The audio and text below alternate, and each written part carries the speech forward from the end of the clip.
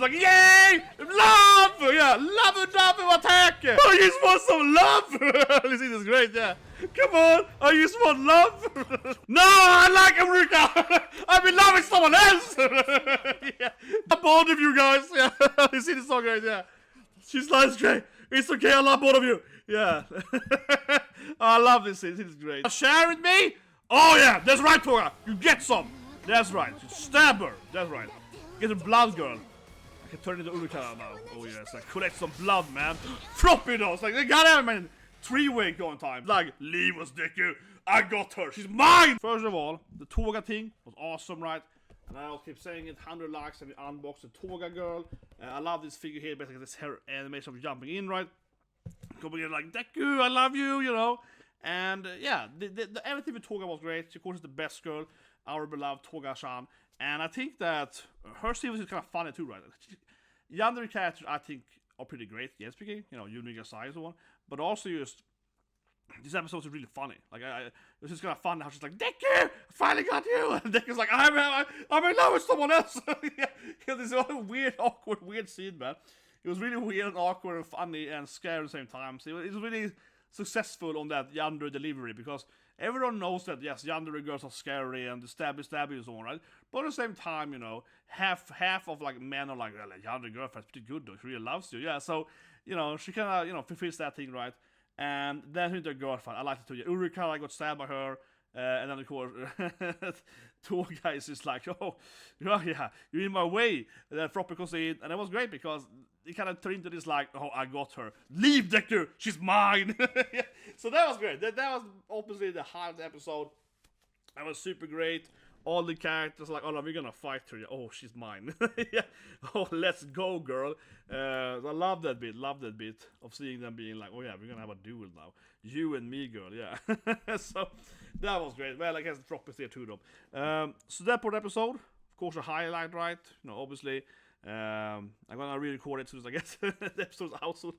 Oh yeah, so the episode's out, I'm gonna re-record the actual reaction to her stabbing her then, I guess, because that was a great scene. I do think Yandere characters are really interesting from like a psychological, you know, characterization, right? Because the thing is that if you break Yandere characters down, they're basically, you know, extremely codependent, right? So if you look at the actual psychology of it, a Yandere character is very, very codependent, so they're very like whatever the man says they agree and so on, but they feel very needy, right, for the man and so on. And Yandere is kind of like the opposite of a psychopath, right, in a sense. So they're basically the female version of psychopath, right, in a sense, in a lot of ways. And if you look at the Big Five, OSPD maximized is 100% disagreeable or psychopaths, right, which are all basically all men, right, you know. And then 100% agreeable instead. That's basically Yandere, right? Because that makes you super codependent. And they're basically all females, right? So this is like 1 in 100 psychopaths or women, if even that, because it's very rare to have a female psychopath. Best doesn't exist. And Yandere is basically the opposite of that, right? You know, because they're the opposite of that personality trait, which is basically only females then. So, but it's interesting, right? Because everyone kind of knows that, well, Yandere is scary and so on. And people have met, you know, so to speak, people have of course met, what can I say, Yanderes in real life, you know. Like I dated a Yandere girl who was so on, right? And I think that they of course exist, but they don't exist in that, you know, anime way, right? You know what I mean? But the whole extremely codependent stalker girlfriend, of course, is real, right? Same thing as psychopaths are real, but in anime and movies they're like mega maniac evil guys, right? But of course they exist, right? Without having superpowers and so on. But yeah, but Yandere girls are interesting because while psychopaths tend to be like, well, how can this be positive, right? Especially if you're a woman then, right? They're being a psychopath. Maybe not very positive for you, right? But like, for a man dating a Yandere girl, even though that is like the 100% agreeable, super trait personality, right? It has actually mostly advantages, right? If you actually just kind of accept the behavior. So Yandere girl I think is very interesting, honestly, in real life, because it's like I said, you know, like I dated a Yandere girl like 10 years ago, or 8 years ago, well, yeah. And basically, you know, super codependent means that they're also very like, oh, we do what you want, so yeah. So it's a strange, it's like, you know, they have some very clear benefits, but also some clear issues, right?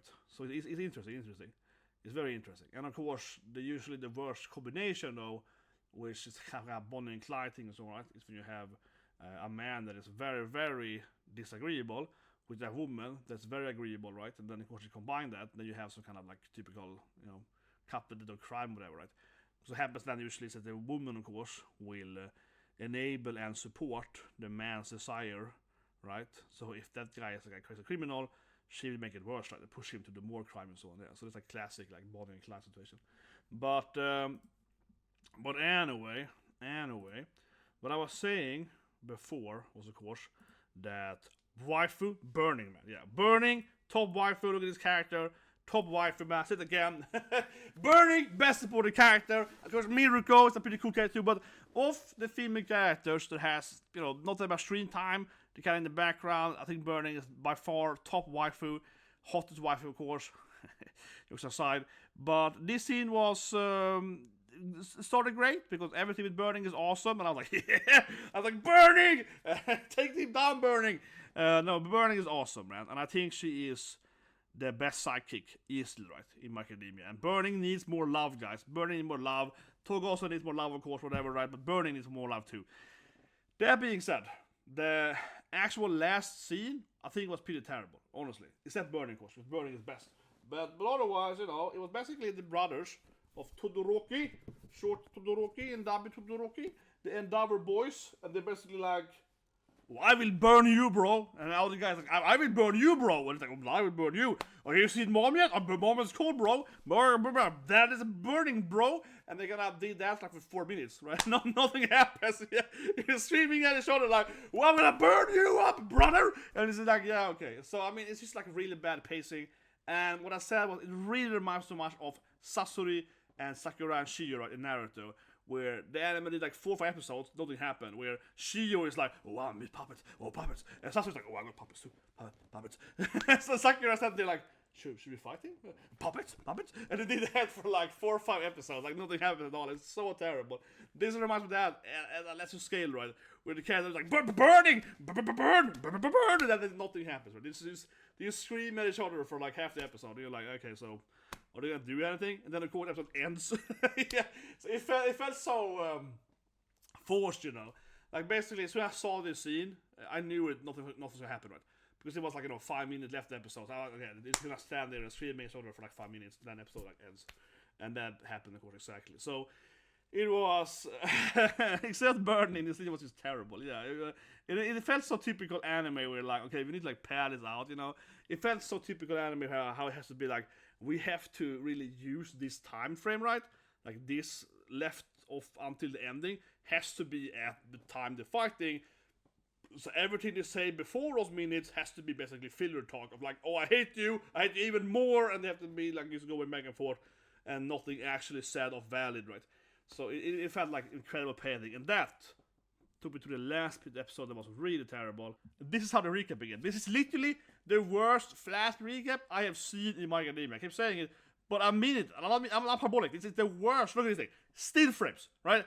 For like Burning, best wife, but yeah, still frames. There's not even animating the characters, right? Here's Toga. Still frames. This is like effing still frames. For the first 6.5 minutes, this is the episode. This is the worst I've ever seen in the anime. You can skip the first 7 minutes. The opening, yeah, it's terrible. Like, look at this thing. It's literally just still frames. And all of mine is explaining it. But look at it. There's no animation. This is the first half of the episode. You can skip basically into the Toga appears. That is so bad. I mean, I'm not making this up. This is like straight up, literally the worst. And that's not the animation, it's the VFX effect. And now there's still frames here, right?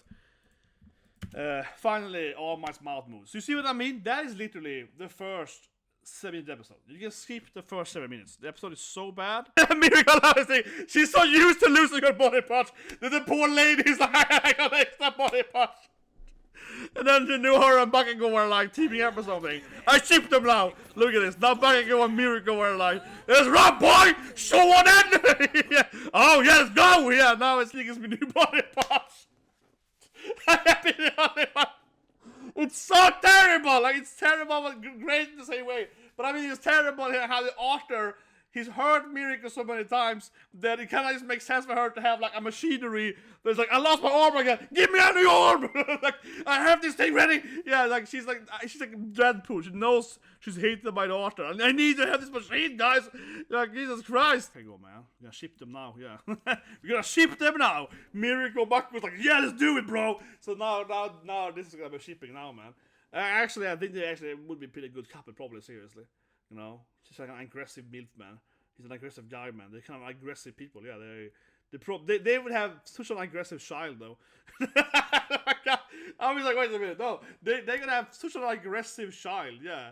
Bakugo and Miruko's kid, man. Like an explosive bunny girl, yeah. Even more explosive. Flying around with, like, Bakugo's powers, man. Oh my god, it's gonna be super, super dynamic, I suppose. But anyway, the last thing I want to say as a review part is that, my god, this episode sucks. It's really terrible, okay?